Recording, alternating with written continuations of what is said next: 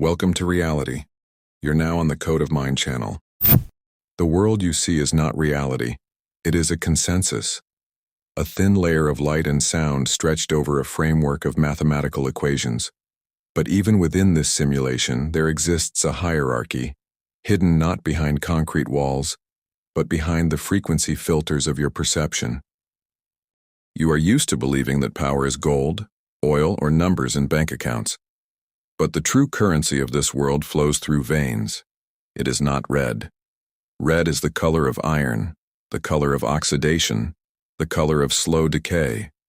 It is fuel for those who are born to consume. There exists another frequency, blue blood. This is not a poetic metaphor for aristocracy.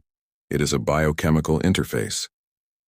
Your biology is based on hemoglobin. Iron binds oxygen. But iron is susceptible to the magnetism of the matrix. You are antennas, tuned to receive fear, pain, and fatigue. The architects chose a different path. Their blood is based on hemocyanin, copper. Copper is the perfect conductor. In their bodies there is no resistance. Their consciousness does not think. It exchanges data packets directly with the core of the system. While your red blood thickens from stress and ages under the pressure of time, their blue frequency allows them to remain in a state of static present. They do not live longer than you. They live outside your time. There are 7 families, 7 computational powers that have divided control over this farm of consciousness. They do not fight for territories. They manage vectors of development, the keepers of genetics. They monitor the purity of the code so that none of the players can accidentally hack their DNA and exit the cycle. The curators of memory. They are the ones who erase your progress at every reset, called reincarnation. The architects of chaos. Their task is to create conflicts so that your red blood is always boiling, generating the energy they harvest. Imagine that everything you see from the window of your home, the lights of megacities, endless streams of cars, the flicker of advertising boards, is not the result of chaotic civilizational development. It is architecture, but not made of brick or concrete. It is silicon architecture on a planetary scale. If you look at the Earth at night from a satellite, cities resemble nodes of a microchip connected by glowing data pathways. We are used to thinking that the world is governed by politicians, presidents, or corporations. But these are only a graphical interface, icons on a desktop.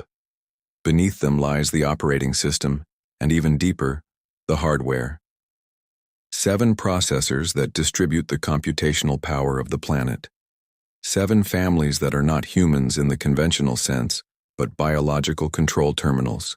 The first family controls the flow of energy.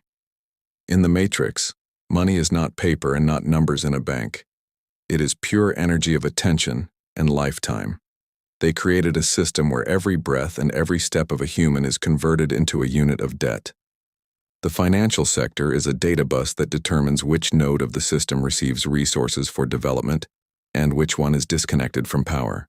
When you take a loan, you are not just borrowing money. You are leasing a part of your future computational power to the architects. The second family is responsible for how you explain the unexplainable to yourself. Religions, ideologies, spiritual movements, all of these are pre-installed drivers. If a player begins to question the meaning of the simulation, the system offers a ready-made protocol. Is it the will of God, or is it karma? This sector ensures that your search for truth always ends within one of the approved program folders. They control your spiritual event horizon. The third family controls the most valuable thing, the clock frequency of your perception. Time is not linear. It is programmable. They forced us to live by clocks, deadlines, and schedules, from 8 to 5. This is done so that your consciousness is always in a state of waiting for the future or analyzing the past. The architects of time know, if a person stops in the present even for a moment, they may notice the flickering frequency of the simulation itself. That is why they accelerate the world, forcing you to run faster, so you never have time to see the pixels of reality. The fourth family preserves the source code of bodies. What we call blue blood is their patent for controlling the biological shell. They define the limits of your endurance, your pain threshold, and your lifespan. Every human in their database is just an asset, a model with predefined characteristics. Your genetic code is a license agreement that you never read, but signed at the moment of incarnation. The fifth family is both the antivirus and the punitive system at the same time. Fear is the fastest way to force a player back into the boundaries of the code. Terror, epidemics, threats. These are nothing more than system notifications that make your consciousness shrink to a single point. In a state of fear, you stop being a creator and become an obedient consumer of safety. They feed on your screams because in moments of horror your soul releases a colossal amount of energy, which they harvest like a crop. The sixth family is responsible for making you believe in randomness, wars, disasters, unexpected crises. But there is no randomness in the code. Chaos is a balancing tool. When the system becomes too predictable and players begin to guess the rules, the architects of chaos launch updates. They create noise in which the truth drowns. Chaos is a smokescreen that hides the movement of the main pieces on the chessboard. The seventh family is the quietest and the most dangerous. They control collective memory. They rewrite history every 50 years so that new generations of players cannot detect patterns in the behavior of the system. They erase the memory of past lives, of your true origin, of who you were before entering this simulation. The memory sector ensures that every time you start the game from level 0, forgetting that you have already lost here 1,000 times. Look at the chessboard. If you are choosing between white and black, you are still inside the game. The architects gave you freedom of choice inside a labyrinth that they themselves built. Choosing between two politicians is choosing between two functions of the same script. Choosing between good and evil is just a fluctuation of frequency within a single circuit. True freedom begins where all 7 sectors end, when you stop being energy for their processors and become conscious code that can rewrite the operating system itself. In the world of the 7 families, there is no concept of heir, as you understand it. They do not have children who continue the work of their fathers. They only have new carriers. Imagine a high-tech server that has been running for thousands of years. When the server's hardware wears out, the admin does not discard the data. He simply transfers it to new hardware. Royal dynasties are those very hardware shells. Their blue blood saturated with copper is the perfect conductor that allows consciousness to be copied without loss. While you believe in generational change, in reality you are seeing the same entity that has simply replaced an old, worn-out shell with a fresh, custom-grown biosuit. The transfer process is not mysticism, it is high-frequency physics. An ordinary person at the moment of death disintegrates. Their electromagnetic field destabilizes, and memory is erased by the frequency filter of the matrix. This is called oblivion. But the architects created a protected channel for themselves.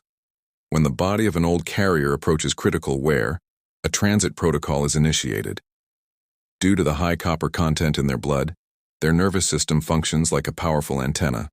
At the moment the heart physically stops, their consciousness, a structured data packet, does not disperse into the general stream, but is instantly intercepted by special technical relay nodes hidden behind the facades of ancient sanctuaries or modern closed institutions. This is an instant data upload into cache systems. Why are they so obsessed with blood purity? Why must royal blood remain within the circle? The answer is simple: protocol compatibility. For the consciousness of an ancient architect to be loaded into the brain of an infant or a young person, the structure of neural connections and the composition of the blood must match the original 100%. Any admixture of iron-based blood from an ordinary human creates interference. The data simply will not load.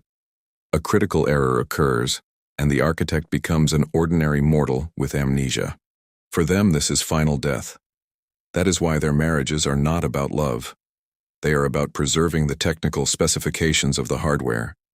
They grow their bodies as spare parts, preparing a young shell for years for the day when the true owner will enter it. The scale of this catastrophe. You are playing against a player who has not left the game since the time of Babylon. The one who today signs decrees for new taxes or launches global crises is the same mind that designed systems of sacrifice in ancient temples. Their power is sustained by continuity of experience. While you spend 20 years of your life just learning how to read and understand the world, an architect enters a new body already equipped with a full database of knowledge. He remembers all his victories and defeats over the past 50 centuries. He remembers how he deceived your ancestors, and he knows how to deceive you. To him, you are a disposable user whose lifespan is too short to notice the deception.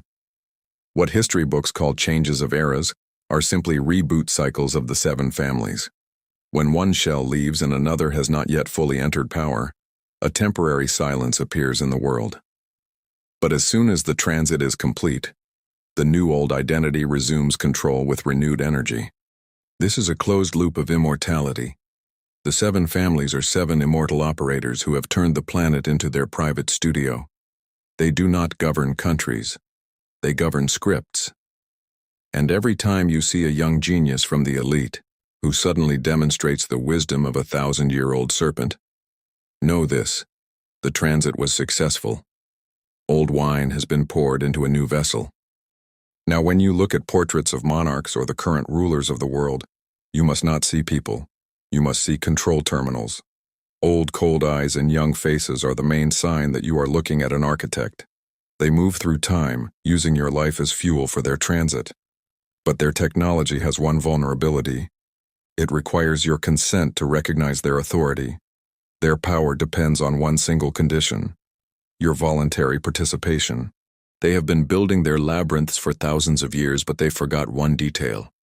The labyrinth exists only as long as you agree to run through it. The moment you stop playing their games, their wars, their fears, their endless chase for phantom success, their blue blood loses all power over you. You become invisible to them. They need your hatred. They need your attention. Take it back. Thank you for being with me on this channel. I wish you the best possible branch of reality. Subscribe to the channel. See you in the next video. Take care.